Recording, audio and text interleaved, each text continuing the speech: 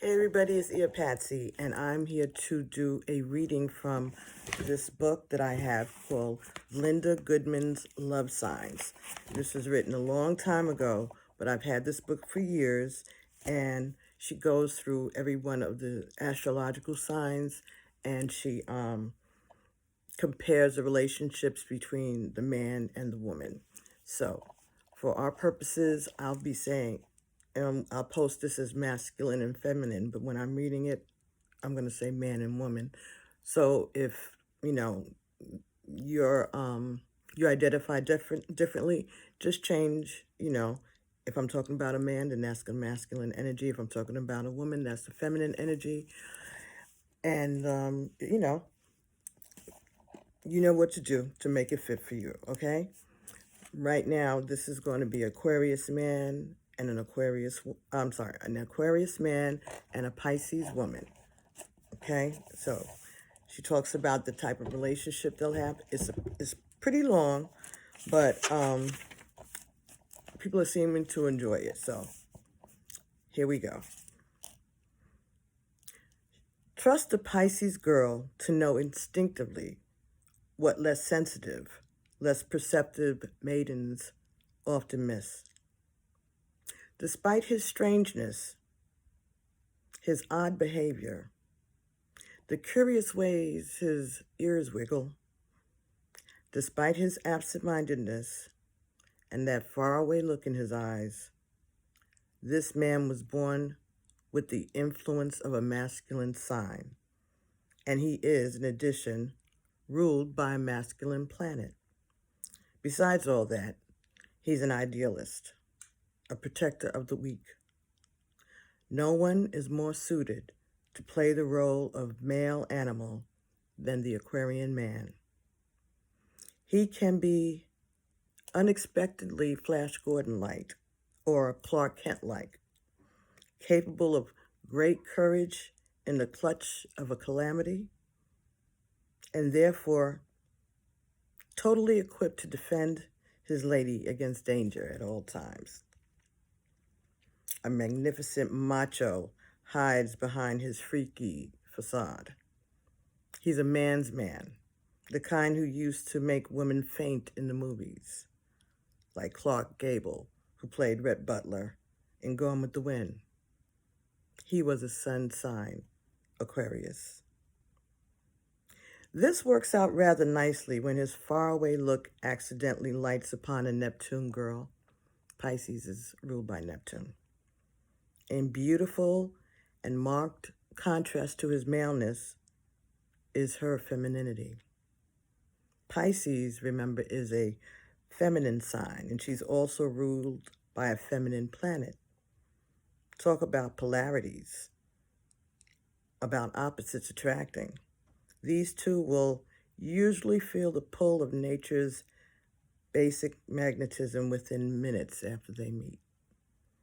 If there's any female who can turn a water bearer's interest away from his hobby of people watching and all forms of investigation to research of a more personal nature or on a more intimate level, it's a girlfish. Aquarian men, as a rule, are not terrifically hung up on the attraction between the sexes. Yet, when he meets a Pisces girl, the water bearer may suddenly become acutely aware of his sexuality, not to mention hers, causing him to act in a strange manner that is stranger than his normal behavior. And that could be strange indeed. It might even make her believe that he actually dislikes her. She shouldn't allow herself to be misled. Just because when she drops her white Angora sweater, he walks on it with his muddy boots. He takes her to the theater and winds up in the balcony to munch his popcorn alone because he forgot where they were sitting. He calls her up and asks if he can borrow her dog to take for a walk without asking her to go with him. Or he blows up a paper bag and pops it near her ear and then laughs hysterically. when she's wondering if he even noticed her new perfume. Believe me, he has noticed it. He has. He definitely has. That's why he blew up the paper sack and popped it in your ear.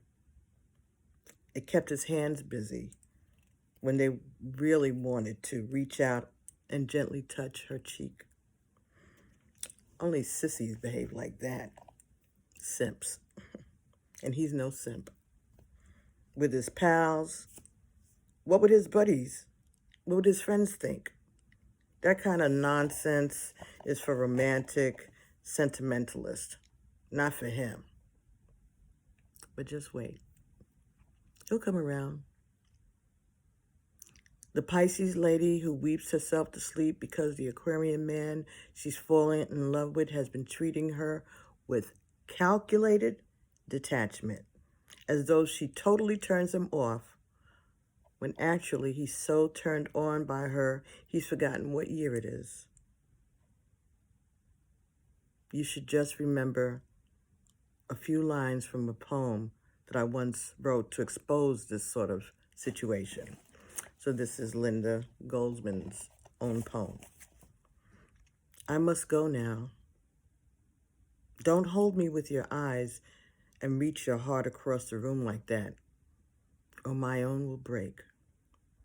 Love you. Of course I love you. That's why I have to go. Before you know how much. These two will make love on a mental level rather nicely. In fact, on their honeymoon. Yes, they go as far as a honeymoon.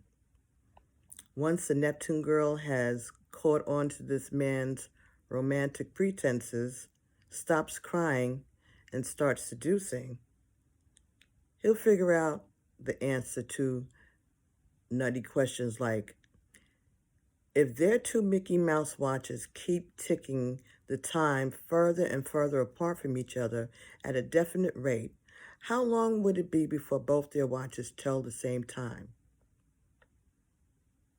He'll try algebra, and she'll try meditating.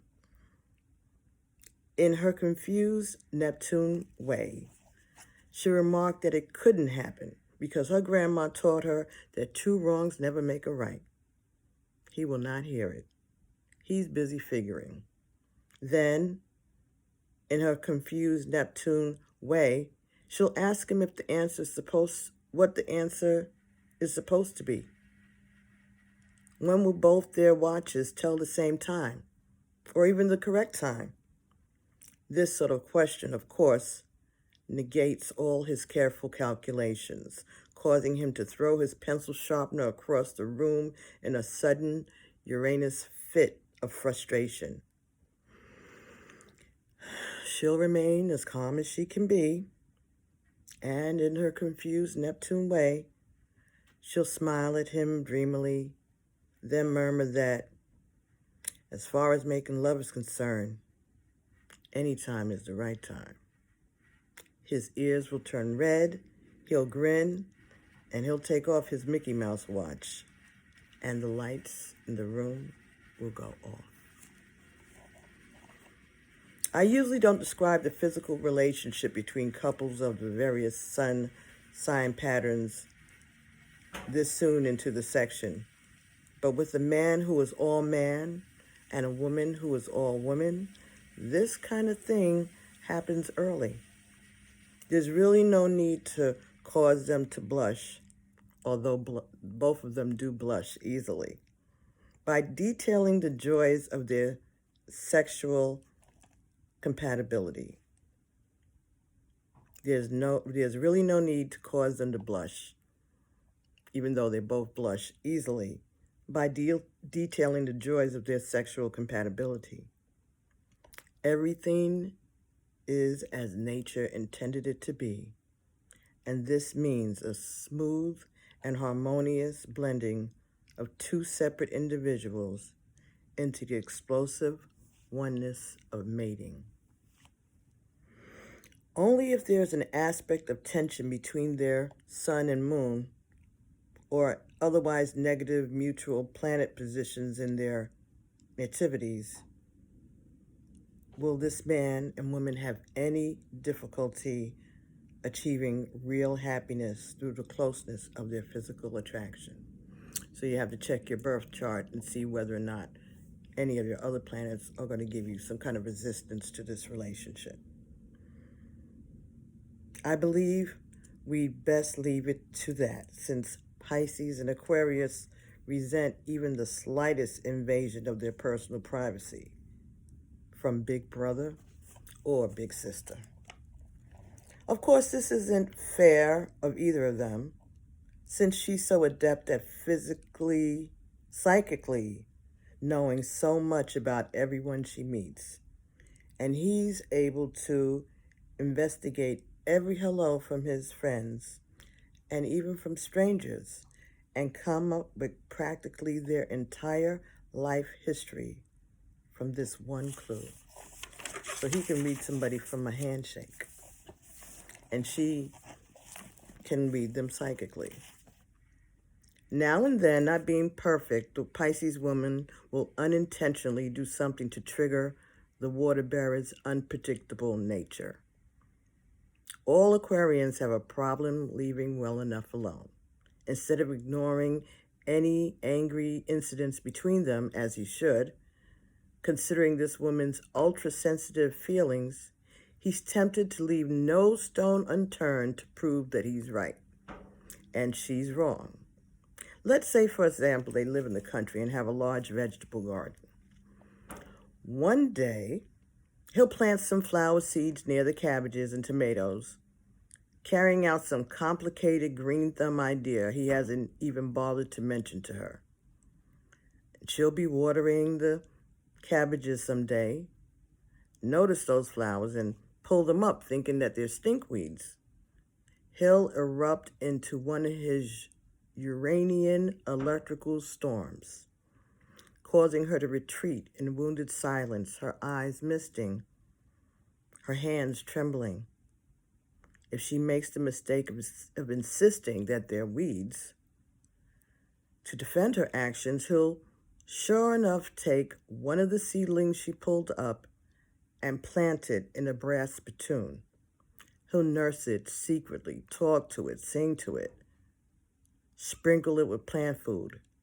And when it blooms into a beautiful, velvety petaled yellow and purple pansy, plunk it down in front of her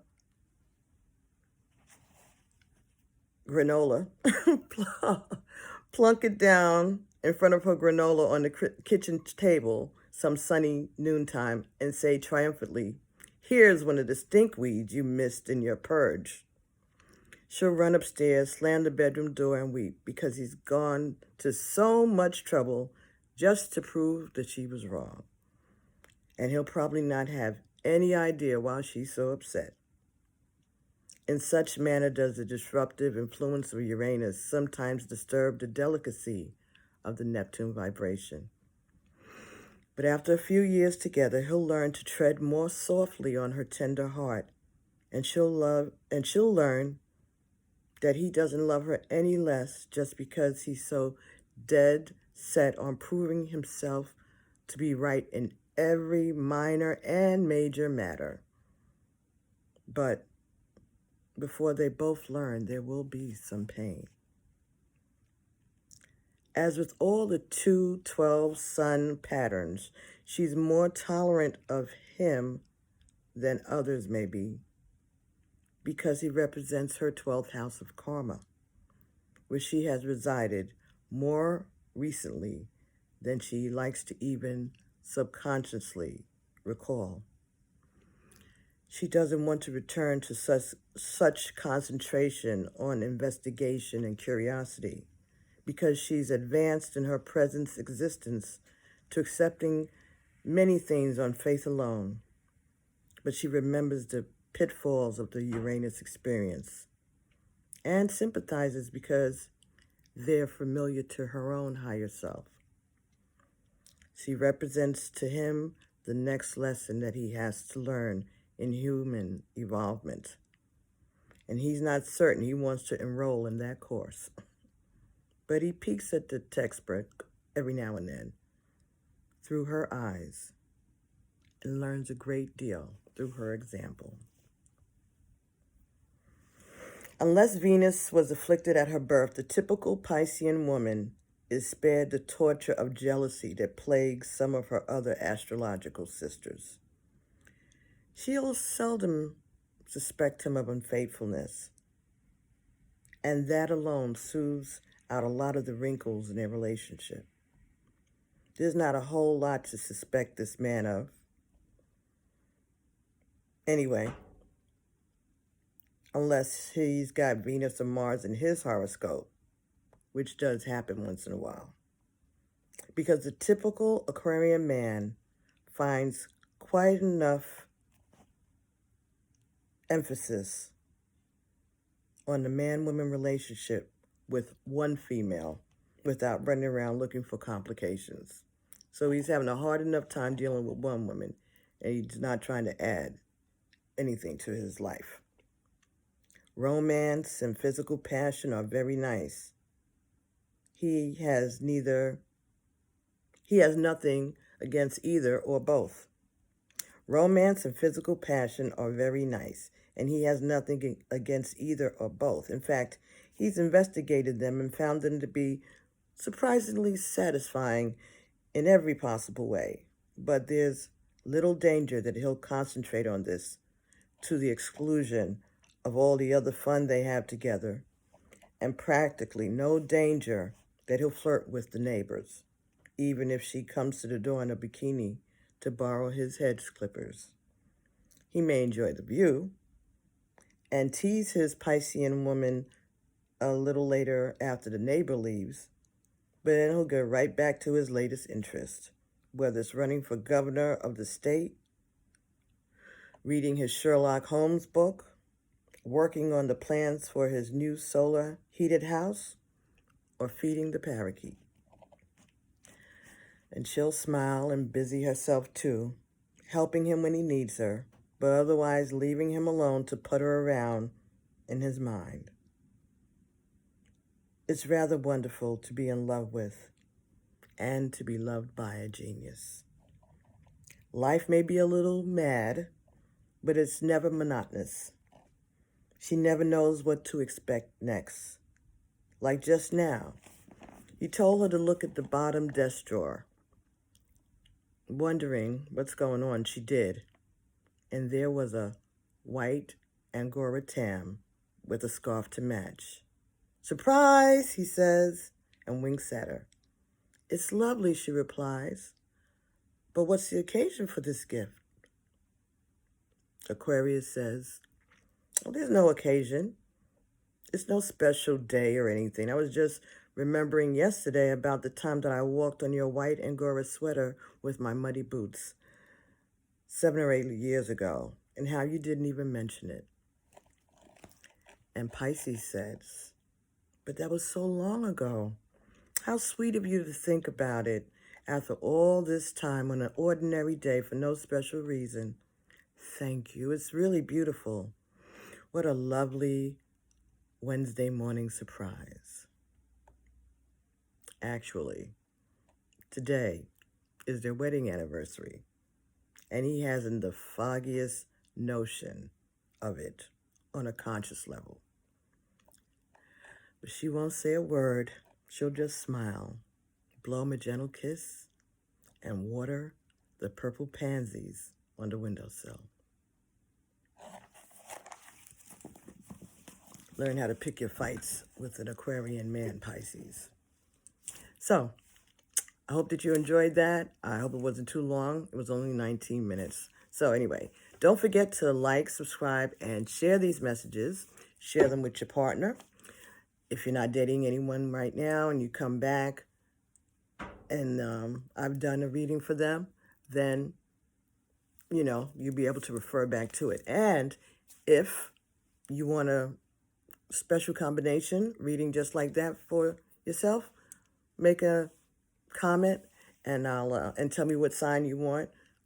Tell me which masculine you want and which feminine you want, and I'll read it for you. Okay? So, thanks again, everyone, for joining me today. I appreciate so much everyone's subscriptions and likes and comments. Don't forget to hit the notification bell so you know whenever I upload new material. Don't forget to like and share.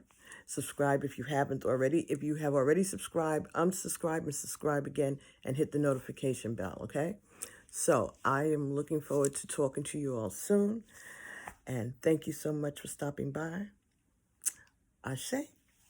Peace.